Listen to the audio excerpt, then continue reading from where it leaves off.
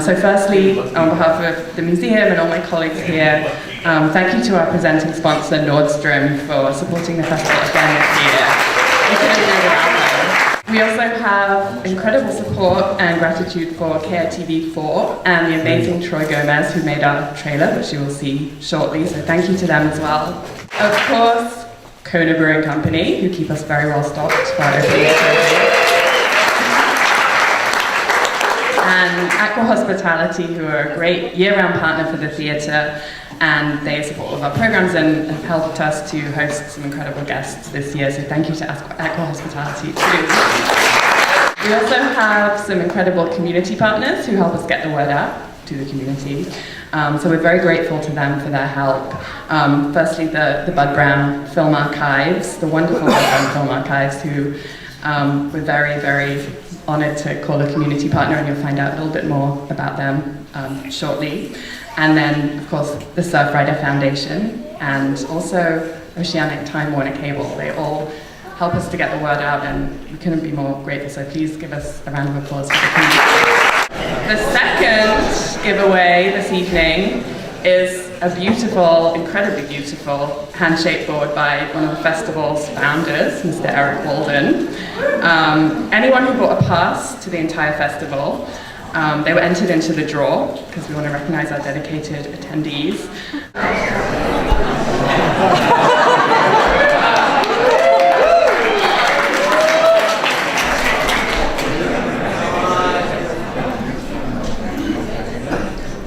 Helen Mule.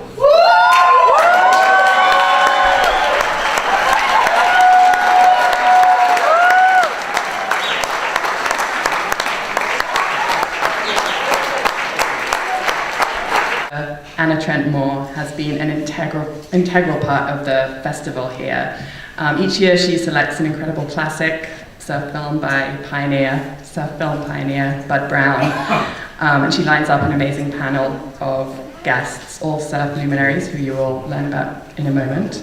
For those of you who don't know Anna, and I think a lot of you do, she is the daughter of big wave surfing pioneer Buzzy Trent. She was born and raised in Makaha, where Bud Browne filmed much of Makaha Point surf.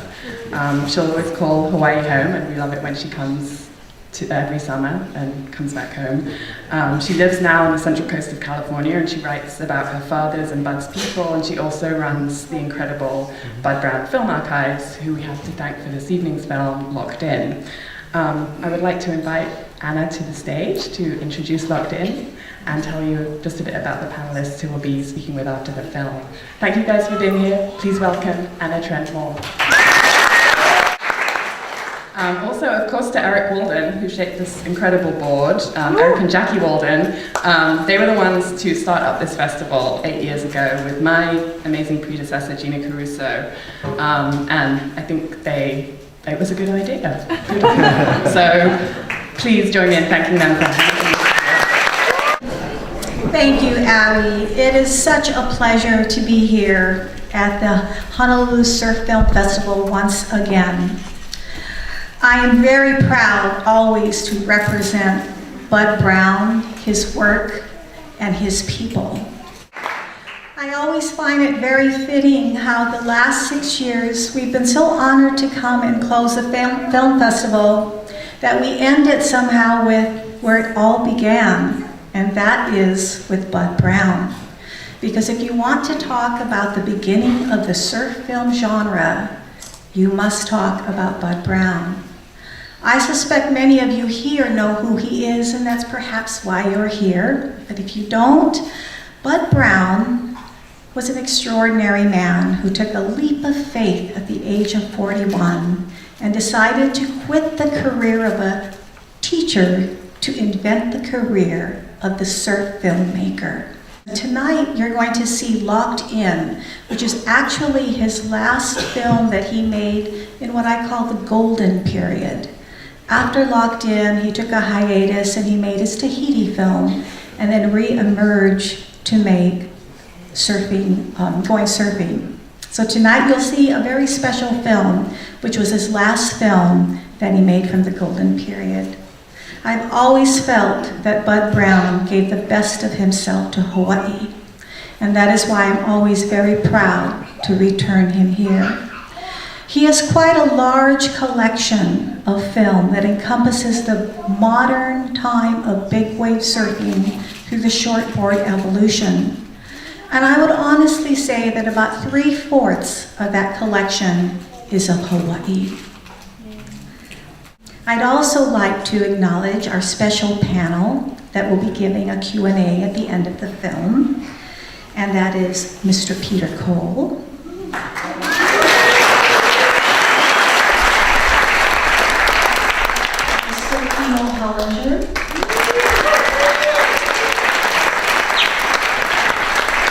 Mr. Jock Sutherland, and Mr. Mark Cunningham.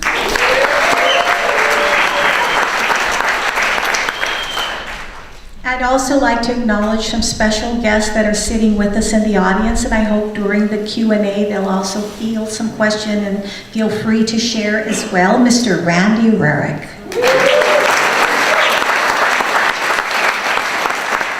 Mr. Billy Barnfield. Miss Jeannie Chesser.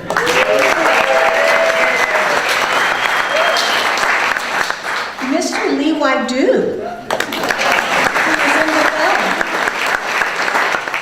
And also someone who could not be here this evening, who attended every single film festival, and his presence is deeply missed.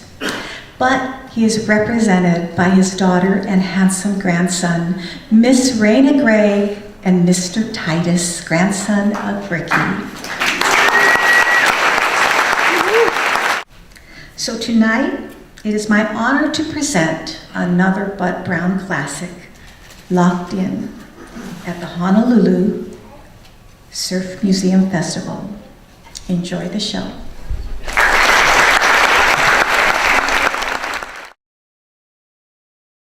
We have a lot of wisdom, a lot of time, a lot of history, and this is a very special night because we're going to be able to share from some of the last men standing here, not all, but a few, and it is a privilege. My first question, I think I'll start with Peter, and we can go down the line. Each of you, your years and experience in surfing equals a lifetime. You've surfed all the spots in Hawaii. For my father, Buzzy Trent, he always felt that one spot defined his surfing above all others, and that was Makaha. What surf spot would you say defined your surfing career above all others? Sunset Beach. Yeah, that's a real beautiful wave because it's real dynamic. It gets the west, it gets the north, it gets every direction. And it's a difficult place to surf, and you can have a good day one day, and then you can go out the other day and have a day like I had trying to get up on the stage.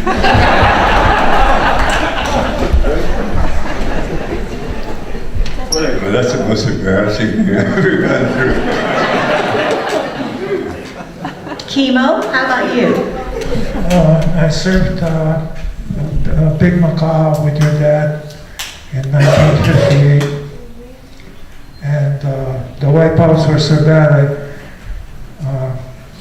I went to California.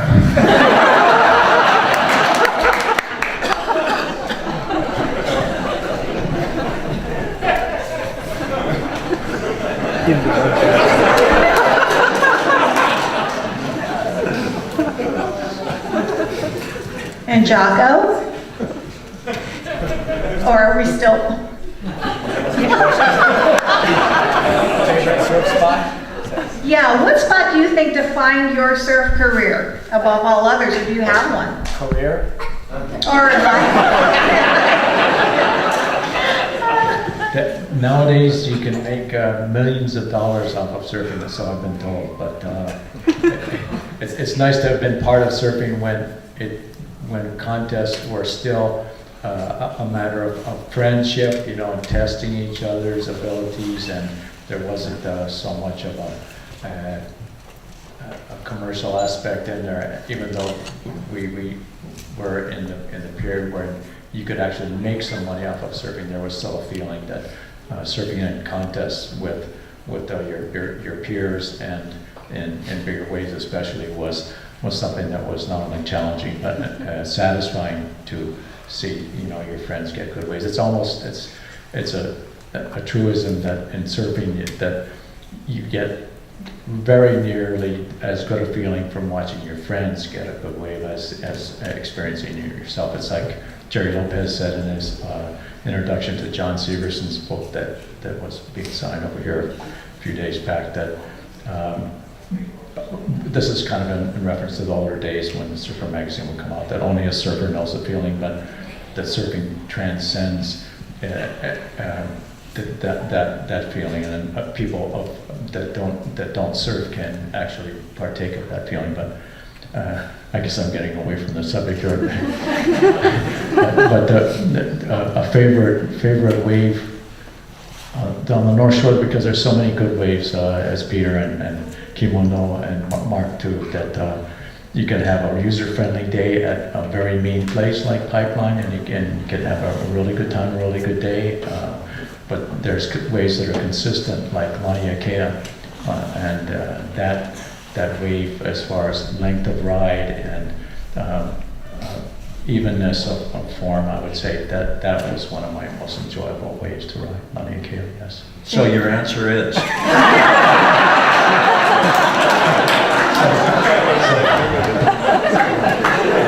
Thank you, Mark. And Mark? Hi, Anna. Thank you all for being here tonight.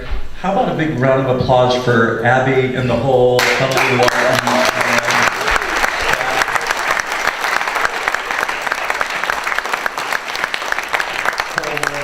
us all together. Tacona Brewing Company, Rebecca, thank you for keeping us well lubricated. Anna, thank you so much for being a part of this film festival. It's you've been a part of it for so long, and Bud's films, like you said, he started writing the book on it. I was here a couple of years ago. I was so honored. I think we had the opening night film along with another one of my heroes, Nappy Napoleon. I just love to paddle. And we were showing our body surfing movie, Come Hell or High Water. And the opening scene was Bud Browne footage of Bill Coleman out at the North Shore, and he said his first winter there was 1955, the year I was born.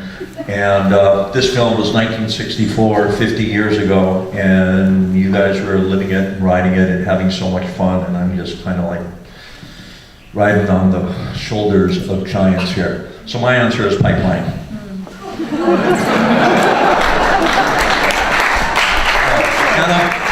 And then this seat here is for Ricky Grigg and Wally Froyseth and Butch Van Artsdalen and Jose Angel. I mean, you just go on and on. Who am I forgetting? Well, I'd like Eddie to include, Aikau. There are many greats. I'd like to include some of the Santa Monica gang that I kind of learned with. Besides Ricky, there was Matt Kivlin, who was the Kelly Slater of the 40s and the 50s, and then there's Buzzy Trent, of course, and Kid Horn, and my brother Corny, and a whole bunch of Santa Monica guys are not with us anymore. They were really a good group, and I really did enjoy surfing with them, and we had a wonderful time growing up and learning how to surf.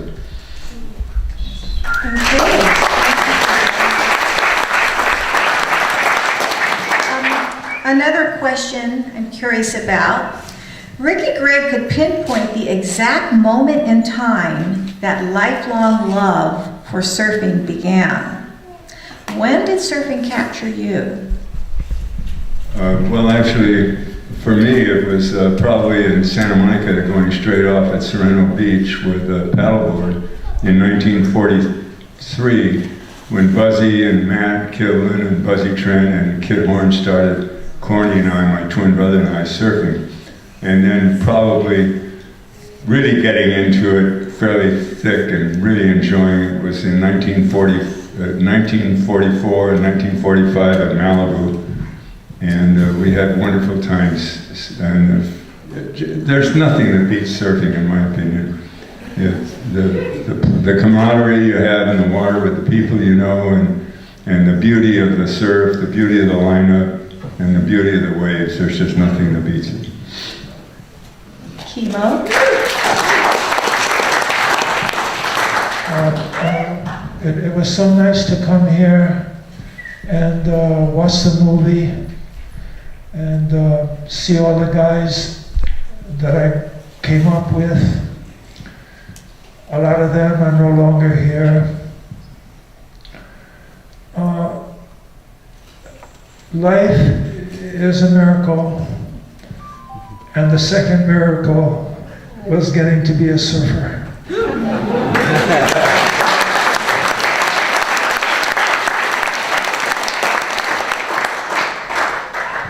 And Jock?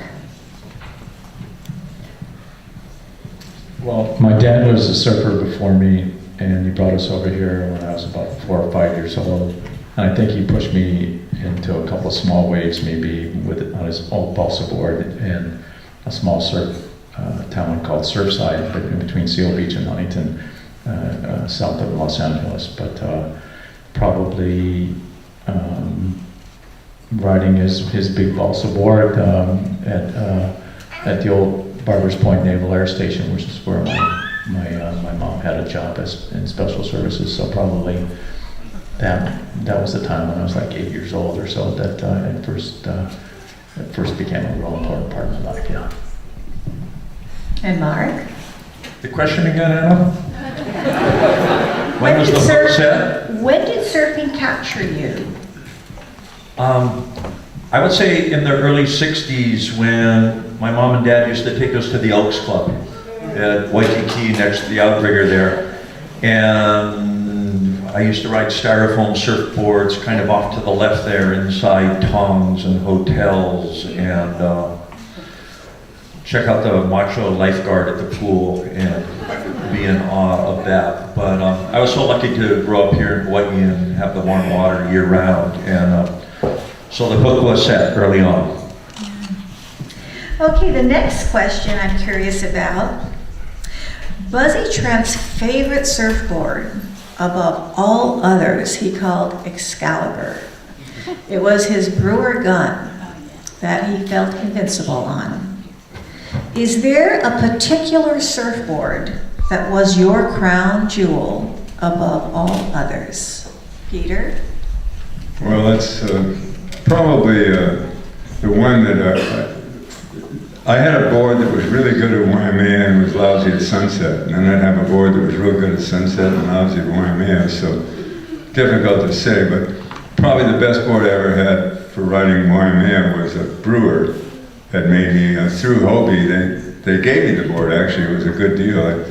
The only time I think I ever had a free board, and it was very good for Waimea. It was I like my boards wide, it was 24 inches, and it was one of Brewer's earlier boards. This was in 1965, or 60, right before this, right after this surf film was made. And then for Sunset, probably the best board I ever had was a board shaped by Mike Eaton at Malibu. A real good board that I really enjoyed. And I've had some really good boards through the years, so I'm happy with all of them.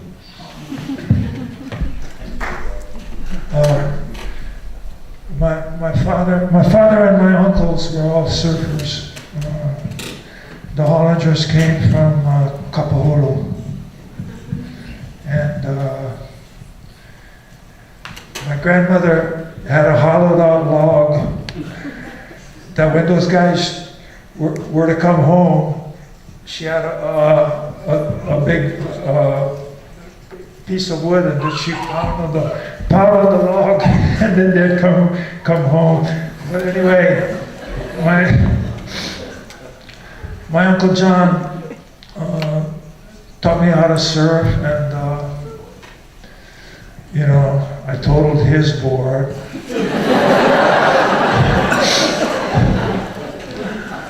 And I'd work and I'd save my money to get a board, and total that one too.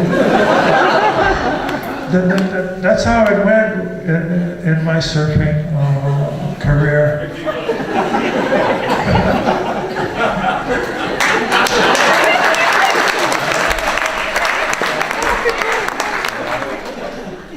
How about you, John? Well, like these men here to my right, I had a lot of good boards. I was lucky to have some of my dad's old boards to ride to begin with, but in the late '60s, Brewer shaped me a couple of very good boards that worked well, but because there was no leashes back then, you know, we oftentimes we'd have our boards go on the rocks, or we'd break them. You know, your favorite board would get broken, and it'd be hard to replace. But nowadays, because shapers have that much more good tools to work with, and they have all a good repertoire of the past templates from the old boards still to draw off. You can get an old board and you can take the dimensions off of it. But nowadays, craftsmen will work with you, and you can have a board that's not only fast but strong and easy to paddle. For me, because I'm older and I don't like to get caught inside, even though it still happens. I still get my butt handed to me several times in winter. That I like a board that's a little thicker. But my son Gavin rides potato boards that are like 5'4" and potato chips, but because he's such a good paddler, his Uncle Mark here taught him a lot of good things when he was younger. But I can't ride those boards, so I like a board that's has a little more meat to it. But I have an 810 that's got a swallowtail that my friend Kyle Bernhardt shaped. That to me right now might be my most favorite board because of its ability to not only go fast, get around sections, but to be able to maneuver. So, to my mind, right now, that's my favorite board. And Mark, I have a different question for you. I don't want to talk about surfboards. Why did you? I know you surf, and I know you body surf. Tell us the difference between the two for you, or is there one? There's obviously a big difference between body surfing and board surfing. I started out riding styrofoam boards from Long's Drugstore, Thunderboards, and I broke so many of them trying to get from one side of the pool in suburbia to the other in New Valley. One of the family's first surfboards, it was either a Tiki's or a 10 Toes pop-out from Sears that my dad bought for my sister Libby so she could be cool, and it sat in the garage in New Valley for a real long time. My first custom board was shaped by Tane Froyseth, Wally's son, and that was sort of during the transition era from long boards into small boards, and that's kind of my excuse for becoming a body surfer, because the boards were so crappy then I kept falling off and swimming and body surfing after my board that I sort of became a body surfer. I've had one magic board in my life, and that was shaped by Dave Parmenter many years ago, and I sold it to some lifeguards in Hong Kong, one of the biggest mistakes of my life. But and I call my board stand-up surfing my stand-up comic routine. It's not very pretty, but I sure enjoy it. And body surfing was just such an essential skill of lifeguarding out at the North Shore. Mark, yes, Sean. What about some of your Buddy Dumpy boards? Were those pretty good? I had a couple of boards from Buddy Dumpy, an old dear friend of mine who grew up in New Valley and shaped for Surfline for many years. I'm so jealous of you guys who had dads and uncles who took you out into the surf. Me and my sister are kind of coast howies, and we never had the ohana that dragged us into the surf. And if I had a chance to go surf with my dad, oh boy, that would have been fantastic. Well, it's interesting you bring that up, because I know there's that term watermen used a lot, and I prefer men of water, because surfing, I hope you would agree, or maybe not, encompasses more than just riding that wave on a vehicle. I think all four of you body surf, don't you? And paddleboard. Yes, John? Back in the old days when most surfers were also divers, that almost all of us, because there was no leashes, and especially if somebody said, oh, there was a shark right by you after you wiped out, almost all of us were body surfers, correct, Peter? Yes, I body surf more than I board surf. Every time I lost my board, I body surfed. Actually, I didn't really body surf, I just went over the falls. But Peter, wasn't it Ricky Craig that was pretty well known for doing that, even at Sunset Beach, you know, just take off? Yeah, he liked to dive into waves. He liked to put his hands into the air. Ricky kind of was a showman. I don't know if I told anybody this earlier, but I have a story about Ricky that I have to tell you. Ricky, when he was at Stanford, he would come down on weekends to Santa Cruz.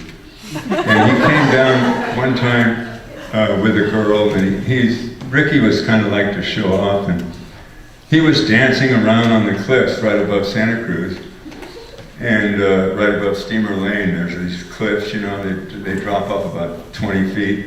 Ricky's dancing around, showing this girl how versatile and athletic he is, and he jumps off the cliff. Well, he broke his leg, but he was smiling as he was going over because he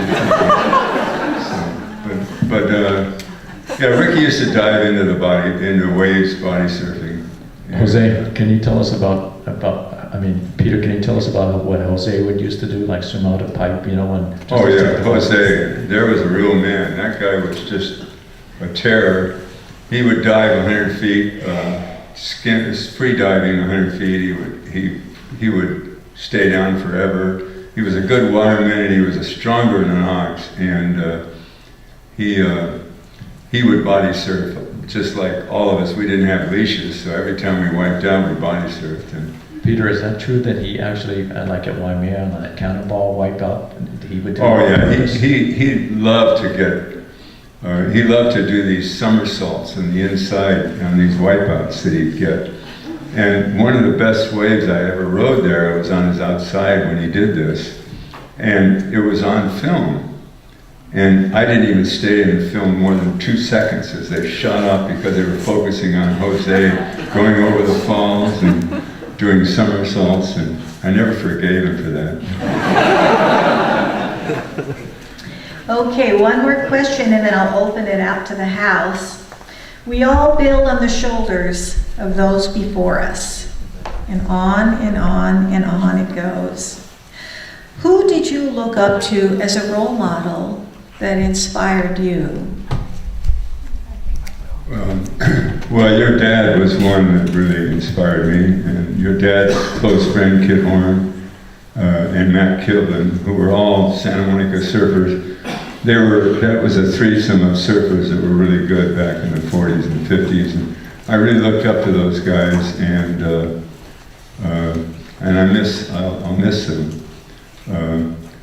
But you know, a guy that was really a classic guy in Santa Monica when I grew up was a guy named Preston Peterson, and he was just an unbelievable waterman. And he used to have a kind of, I could imitate him. I'd say, oh, the whole thing to it is, you know, and he would, I don't know if anybody knew Pete, but John Weiser and I would lifeguard him. We would start imitating Peterson, you know, on the phone. We'd go, oh, and then we'd hear, one time we heard this, I don't think it's a bit funny.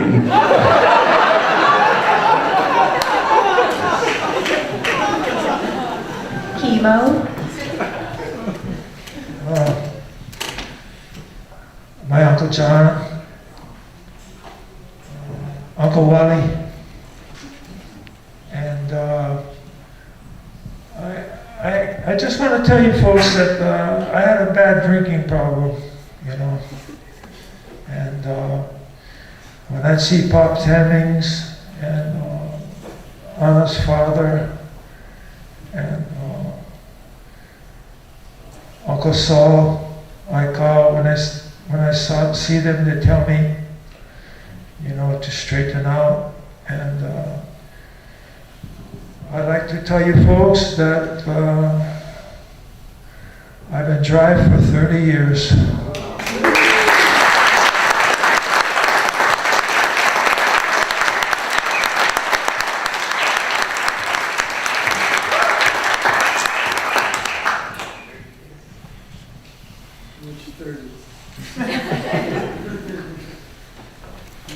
How about you, John?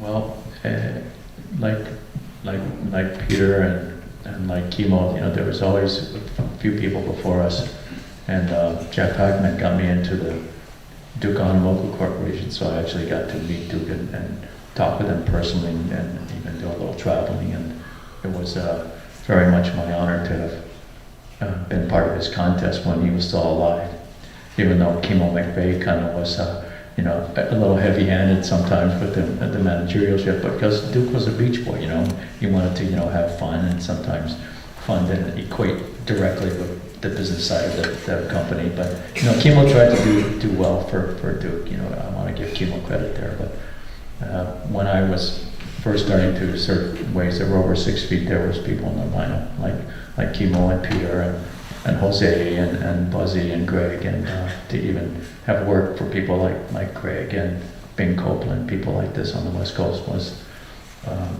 very valuable for me, not only as a surfer but as a human being. So for me to single out one person would be kind of tough, but like is the case for a lot of people of my era, there was people like Wally Froissart and Georgie Downing, John Lind, Russ Takaki, people like this that were more than happy to take you, under their wing, as long as you showed some aptitude for being able to listen and be able to follow directions, because retribution was very, very, very quick, but it was usually not malicious. It was just it was part of your education, because they knew that if you didn't adopt some of the fundamentals that they had found to be valuable, then it could cost you, and they didn't want to have that happen under their watch. But looking back now, I realize how valuable it was for me to be able to grow up in that area in the 60s, to have these people be my mentors. Thank you. How about you, Mark? We could be here all night talking about the greats that went before me, before all of us. Maybe I'll try to put it in a lifeguard vein, or body surfer vein. I first moved out to the North Shore in '76 and started living in lifeguarding out there. And I was out there a little bit before that, and Butch Van Aartsdalen, Mr. Pipeline, was still in the tower. Chemo was one of his best friends. Peter lived down the beach. Fred Van Dyke lived down there. Warren Harlow lived over there. Jeff Johnson was over there. Ray Beatty was up on the hill. And just all these, Jose Angel, and the list just goes on and on. These hardcore guys, Randy Rarick, these guys who moved out to the North Shore before the term pro surfing ever existed, and they did it purely for passion and for the love of, the Pacific Ocean and the energy of the North Shore. So all those guys were big role models to me, and there were many, many beautiful Hawaiian lifeguards who went well before me. And I sat in the tower that Butch Van Aartsdalen got to sit in. I met Eddie Aikau a handful of times. The Kealanas on the west side. I got to play with Rel Sun a couple of times. Derek Dorner was in the tower, former world surfing champion Jimmy Blears. I just feel very, very fortunate that Joe Mills, just the list goes on and on. I'm just very, very fortunate to be here, and thank you. Thanks,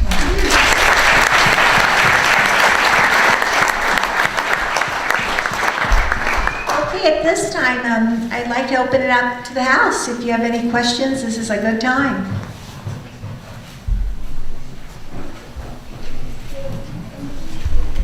I surf a break off Diamond Head called Browne. Why is it called Browne? Boy, I can't answer that because I don't know much about the South Shore. I don't think it's after Bud or Bruce. I think there's an old Kamalina family Browne that lived in the Diamond Head. I'm not Randy, do you know? That's why. There's a Browne family right there in front. Okay, thank you. Yeah. Hey, Peter, since you mentioned earlier, I'd like everybody to give a little, besides your little funny story about Ricky Gregg, because Ricky's been here before and he's not with us tonight, and I think a little reminiscent of everybody about Ricky would be great.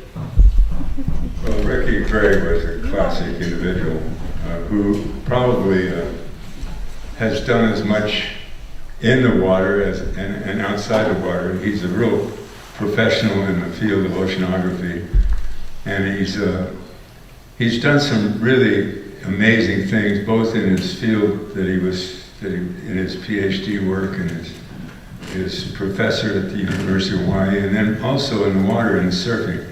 And Ricky's life is what I would call a real Renaissance man, and I'm very proud to have known Ricky. We argued a lot. We were even arguing the last day I saw him, but he's a classic guy, but he doesn't agree that if he doesn't think he's ever wrong, but that's what.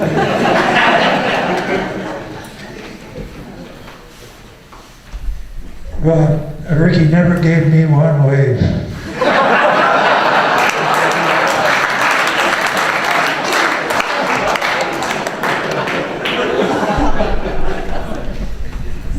Ricky, when I first met him, I think it was at a world contest in 1966. I think I'd known him maybe from being out in the water together briefly, but when he was working, I think, for Scripps at the time, and the contest was being held in San Diego there, he told us, well, guys, you have a nice swell coming here in about 3 or 4 days from the northwest or west, whatever it was. And to my mind, that was kind of what I wanted to be, was a scientist, marine biologist, something to do with the ocean and science, because it was a good thing for a surfer to do, knowing about the ocean and being able to contribute something back to society. But Ricky was the personification of that kind of ideal that I wanted to follow back then. Ricky was a sunset guy, I was a pipeline guy, so I don't have too many stories, but one happened later on in my lifeguard career when I was working out of our headquarters, and Ricky was up at the University of Hawaii, and he wanted us to answer the age-old problem, how big is that wave? And he had all of us, like part of our annual recertification training, we all went up to the University of Hawaii and to the NOAA offices up there and sat through a couple-hour presentation on how big is this wave, how do you measure it, and So yeah. We always argue how big a wave is, and then Ricky kind of threw this monkey wrench in, and God bless him, it was for science, and he was trying to standardize it a bit, but it just sent Lai, Hoggy, and everyone else into how do we measure a wave, but that was one of my favorite Ricky stories. Yeah, the waves have been totally exaggerated and inflated ever since. What you want to do is, when you get on the report and they say it's 12 feet, divide by 2, it's 6 feet. If they say 20, it's 10. And you'll find out it's very accurate if you do that.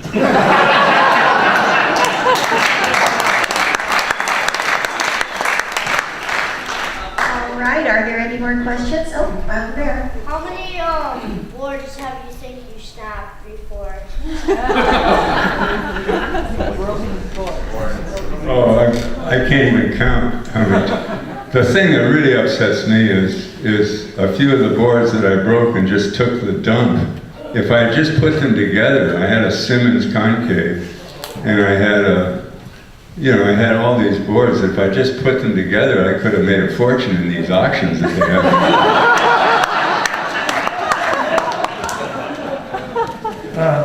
I worked for Dale Vilsey, and he made me a board, and we tied it on the roof of the car. We were on the freeway on our way to Trestles. The board flew off the car, got run over by the cars in the back. Then I had to, we called Vilsey the Hawk. Then I had to go own up to the Hawks.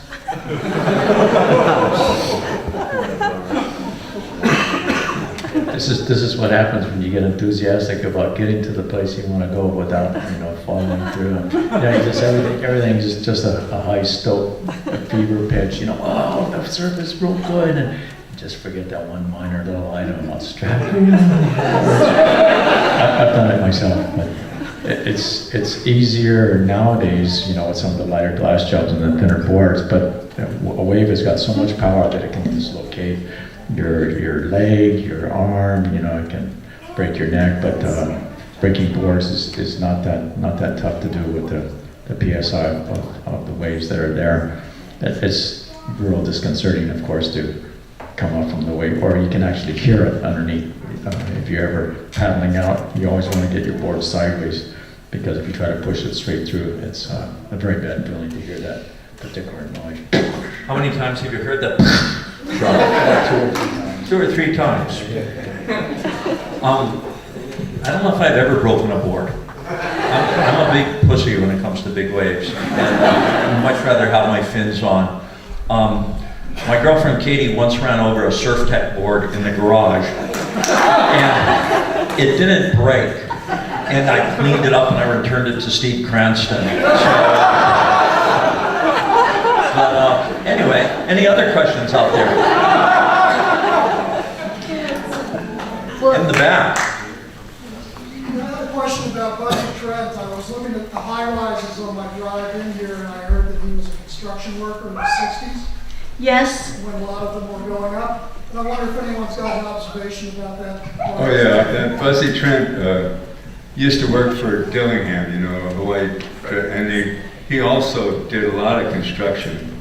And he was on a scaffolding. This was on about the 8th floor or 10th floor of a building that was being built in the early stages of it. And there, he went up on the scaffolding, and there was this small Filipino guy that was working with him, and Buzzy bent down to pick up something, and at the same time this other guy bent down to pick up something, and it hit Buzzy. And it knocked Buzzy off the scaffolding, and he was falling down, and he grabbed the scaffolding that was below to catch himself, and he chased that poor Filipino. That guy was just, he's had nightmares ever since. A little interjection on that. As a child growing up with Buzzy Trent for a father, I always knew my father was a little different. He was like an action hero to me, and that's no joke. He looked like Superman. I just knew that he didn't look like my other friends' fathers. And my father, we lived in Makaha, where it's very hot. So very often he didn't wear a shirt. He just had either his pants or shorts on. And there's this funny little story, I guess I'll share. My father always drove a little Volkswagen. And we were driving down the street in Ma'ua, and there were a couple of rough-looking guys that hollered at him as the Volkswagen drove by. And my father slammed on the brakes and pops open the door and gets out of his car. And he stands tall, and he had no shirt on. And I just remember the look in the faces of these two guys who saw my father come out of this tiny little Volkswagen. They just were apologizing over and over again. And anyway, and I never went on a date until I was almost 18. Because one time, a young man did come to my house, and my father came out. He had no shirt on. Of course, he looked like Superman, and his words were, "What do you want?" And the young man said, "I just want to talk to Anna." And my father just said, "She doesn't talk to boys." And so that was that, and I always thought, well, boys must not like me, because no one had the guts to finally ask me out until 2 weeks before I was 18 years old. True story. Anyway,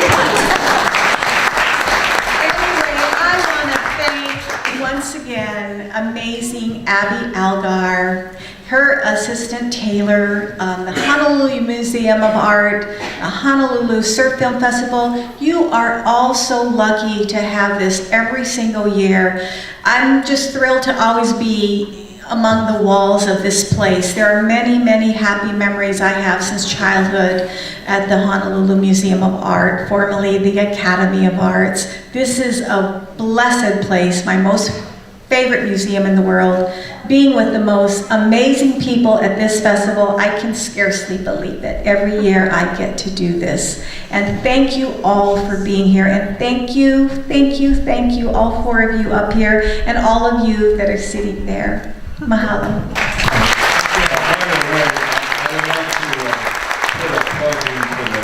I'd like to put a plug in for the Surfrider Oahu chapter, the Surfrider Foundation. They're having a fundraiser tomorrow at the Mokalea Polo Field. While the polo game is going on, they'll be having their fundraiser tents and refreshments and things. So if anybody's out that way, please try to join them. But I said I would do this tonight. So. I followed, I'm on the shoulder of giants and the founder of Surfrider Foundation Oahu chapter, Peter Cole. Awesome.